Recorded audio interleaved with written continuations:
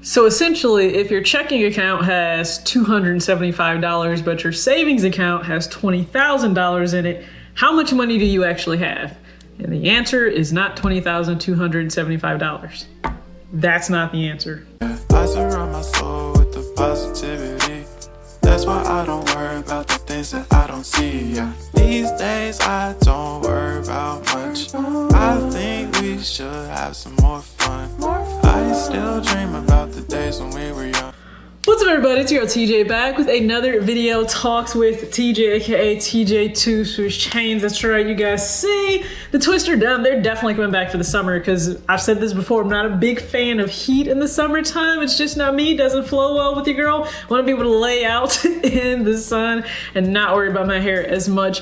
But it is done now. Long, extensive process. It's pretty much a workout for the day. Let's just put it that way. But thank you guys so much for tuning in. If you're brand new, have no idea what brought you here. But if you like what you see, please go ahead and subscribe. So we're going to talk about saving, but in a little bit of a different sense today. We'll talk about it in terms of something I saw on social media. And we know, okay, social media, Instagram, Twitter, great for content. Twitter, great for content. Twitter is a hot ass mess. That's all I'm going to say. Great for content, but for saving, I think this is where people get it wrong. So again, the problem, you have a checking account that has $275 in it. You have a savings account that has $20,000 in it. Realistically, you only have $275 because that $20,000 has zero to do with you in real time and today. It has nothing to do with you. It really is not accessible to you. That money doesn't belong to you. That money belongs to the very next emergency that you're going to have, okay? When the car fully breaks down. I don't mean it needs its annual service. I mean when the car fully breaks down, okay? The brakes go out, the engine dies, something like that. That's what that's for, okay? If there is some type of medical emergency that's far outside the cash that you have on hand for regular daily expenses, that's what your emergency fund is for. It's not because, and listen, I have to tell myself this, it's not because you found a great deal and then you go and you use that money, okay? Like that emergency fund is just that. It's separate from the checking, okay? We all know the Kevin Hart joke. I got a checking account and a savings account. The way my checking account is set up, that's not what it's meant for. So please keep that in mind. I think that's a great, I think it was a meme, but that's a great meme, right? To relate back to savings, because an emergency fund is super important. Now, I think some people get it confused of what I mean when I say emergency fund, and you can find this tons of different platforms by a lot of financial experts, okay? I would not consider myself an expert. I just get up here and I talk to you guys about what I know about budgeting and money management. But if you do need more help, you can get my free ebook. All the information is in the description box. Yes, it's free. So for an emergency fund, it means look at a month, okay? So just look at any month. We're in the month of May. Let's just look at May.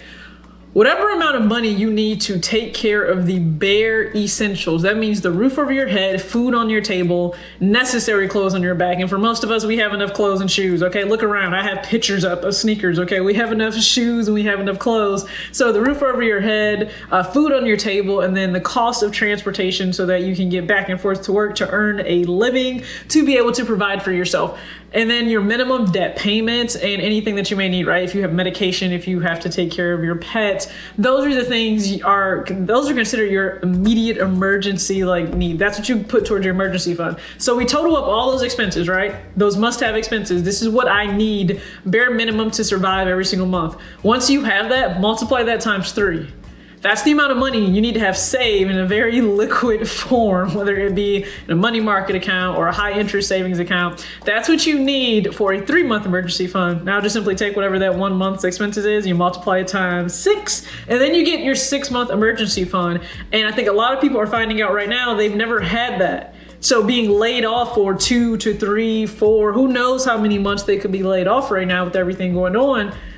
It means they don't know how they're going to take care of those bare essentials. If you have a 36-month emergency fund, you know that no matter what, for 3 months, if ish hits the fan, you're good because you can take care of the bare minimum needs. Now, again, the emergency fund, the amount that's in there, it's separate from your actual lifestyle because my lifestyle may be buying Fear of God Essentials, buying retros, buying Air Maxes, trying to go after some SB Dunks. Like, your lifestyle is a little bit different, right? My lifestyle includes Qdoba and Wingstop.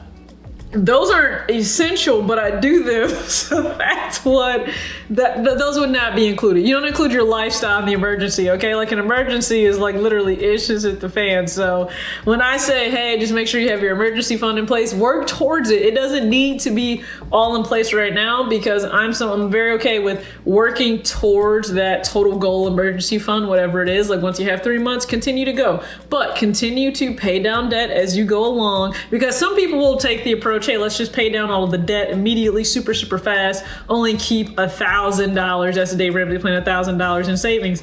Well, here's the thing. It's cool that you're paying off all that debt, but when ish actually hits the fan and you need that money, you don't have it. Like, for those people that aggressively paid down debt, but they don't really have anything in savings, if both of them got laid off and they're in one household, now what? They have no idea how they're going to feed themselves, how they're going to get back and forth to go find a job. If they do have job interviews, they just have to get the basic essentials to live day to day. Now they don't know how they're actually going to afford that, and applying for unemployment, it's just a long, drawn out process. It's something I would never want anybody to go through. I know that millions are going through it, but it's something I wouldn't want you all who happen to view my channel to go through. So work on having an emergency fund, super important. It's just the bare essentials you need to live every single month. Multiply that times 3, and then you multiply that times 6, and then you have your 3 to 6 month emergency fund. Build towards that always, and you can do that sensibly, I believe, while still treating yourself within reason of your income. All right, so again, remember, if you have $275 in your checking account and you have $20,000 in your savings account, you only have $275.